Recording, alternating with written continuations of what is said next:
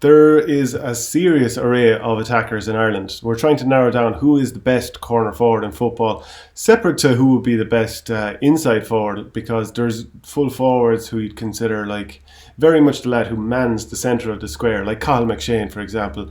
He's the sort of the totem, the sort of the front man, the number 9 in soccer terms. But we're looking for the lads who play off them. Lads who, Ian Burke, this type of thing, or maybe even David Clifford, because you wouldn't always have him right in the centre of the square. Am I right in saying that? Totem was a real Jerkaningism there now, if I've ever heard one. Yeah. Yeah, we're kind of looking at lads. There's a certain kind of a lad that you think, I would see him when Michael Murphy a couple of years ago, he was a full forward. Conor McShane is an out and out full forward. He's the focal point of your attack. Whereas the sort of lads we're going to bring in are more, as you said, the Ian Burks, those kind of nifty little kind of corner forwards. We have a nice handful of them. But when you go down through it, maybe a lot of teams, their best forward is the full forward.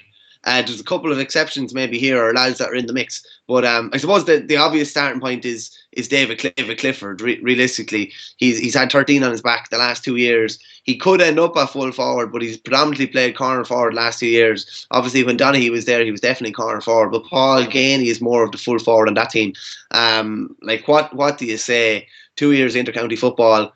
He's just I don't recall him really he hasn't really had a step up place, really, to be honest. He was quiet in maybe the first half of last year's All-Ireland semi-final against Tyrone. Was very good in the second half. Terrorised Dublin both days, and his part in causing Johnny Cooper so much trouble and Johnny Cooper getting sent off nearly won Kerry the All-Ireland. He was brilliant. The problem was they just couldn't get enough ball into him in the replay game. I think he sets the bar fairly highly. There's a couple of lads that come close, but he sets the bar fairly high. Yeah, and it's not as if he doesn't at times play full forward. I mean, like that Johnny Cooper, that second card, the penalty obviously came from a high ball into Clifford, who was playing in full forward at that particular time. But I suppose, yeah, you can just imagine him peeling off either side of the 14 and knocking over points all day. Like Paddy McBrearty, I'd argue that, yeah, he could play full forward. But like Paul Mannion, you can see him out on the wing, cutting in on his left foot. A bit like the way Coutinho used to score his goals for Liverpool, cuts out on his right and just whips it back in across goal. That's the way Mannion keeps scoring his points. Like, I'd have him in there. Jamie Clark, like the quintessential corner forward. Ian Burke, All-Star a couple of years ago, same again.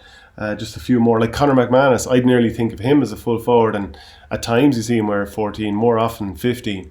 But like, he can score from anywhere, and you'd be happy to have him roving out even towards the corner flag and shooting. But trying to nail down who would be the guy that you'd pick from those, like, I mean, even Dean Rock, the last 3 or 4 years, he's just doing so much more from play than he ever was before. And you think of those typical sort of moves whereby Dublin move the ball around just out on the flank, somebody screens a defender out of the way, Rock comes on the loop and knocks the ball over the bar. So yeah, trying to pick one out of that. I think it's tough going to actually nail down who'd be your favourite corner forward or your number one.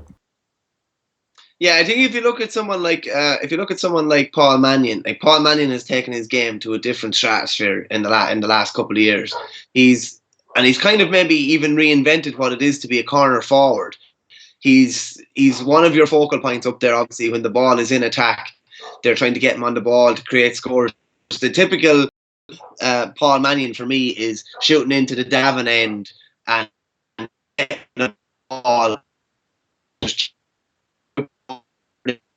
kind of what I think of. But he's also brought a different level of defence to his game. Like, a couple of times we've seen him back in the full back line, robbing different lads. I think it was against Tyrone in the All-Ireland semi-final in the All-Ireland final in 18, and I think he did it in the All-Ireland semi-final as well, one of the years as well, where he got back and got in a crucial tackle. Physically, he's taken his game to a different level. Like, we left off, maybe it was a borderline call, obviously, we left off Conor McManus. Yeah, break up a little bit there. Corner forwards, he's usually wearing.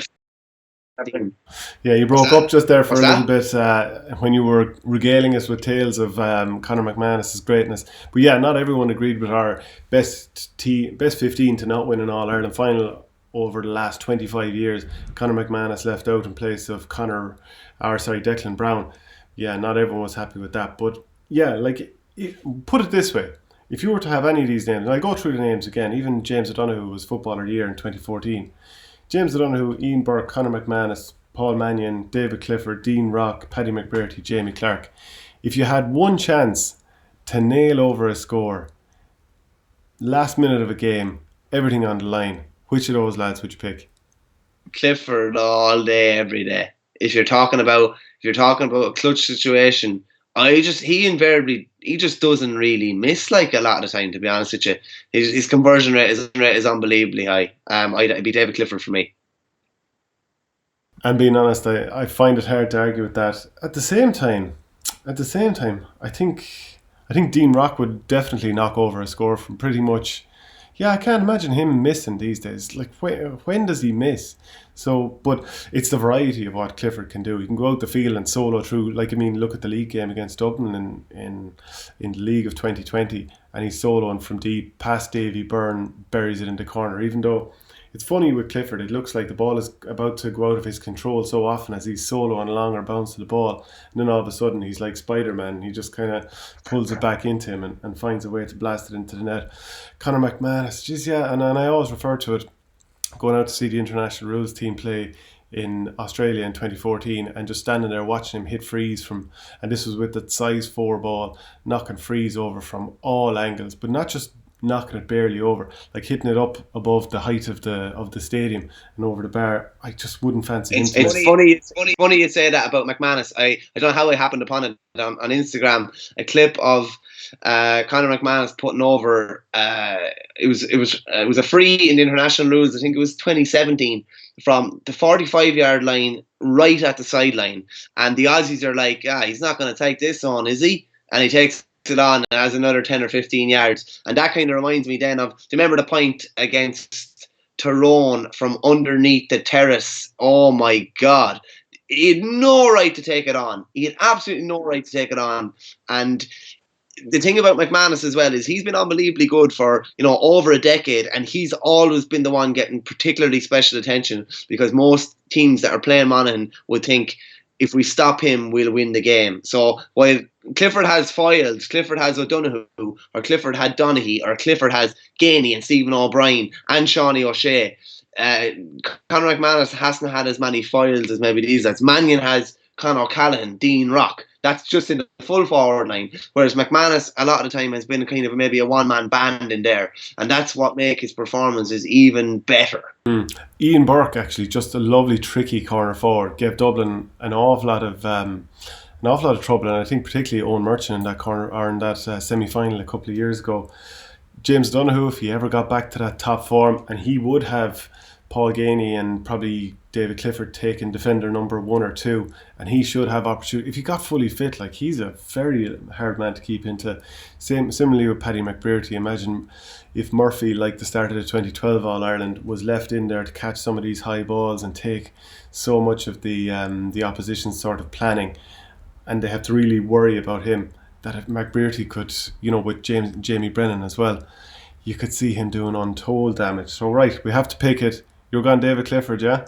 Yeah, just a couple of other ones there. We mentioned a couple of cultured left foots. Patrick McBrearty is unbelievably cultured left foot. Conor Sweeney from Tip deserves a mention too, as does Paul Broderick, and even Ryan O'Rourke for his exploits with Leitrim in recent years, particularly getting him back to Croke Park last year. All deserve a mention. But like, if you're looking for someone to, what I love about Clifford is he's 6'2" or 6'3". He's got all that kind of strength and brawn, but he has all the brain. Like, he's so skillful, as you say. He's nearly invented his own hop at this stage, like the Gooch had. It's like the Gooch hop, or the Clifford kind of hop, and he can take players away by just how he manoeuvres his hands. And I think there's an excitement when David Clifford gets the ball, that while there's some level of excitement when the others get the ball, you genuinely think that this guy is going to do something magical. So for me, it would have to be him, and with his captaincy skills already at a young age.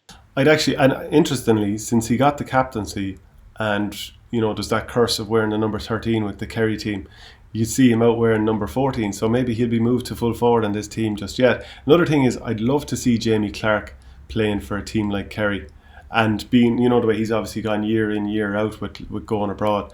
I think he could be up there with anyone. So yeah, I think it's a full house though. We're going to go with David Clifford, and keep an eye out. We'll have plenty more of these looking at other positions all over the field.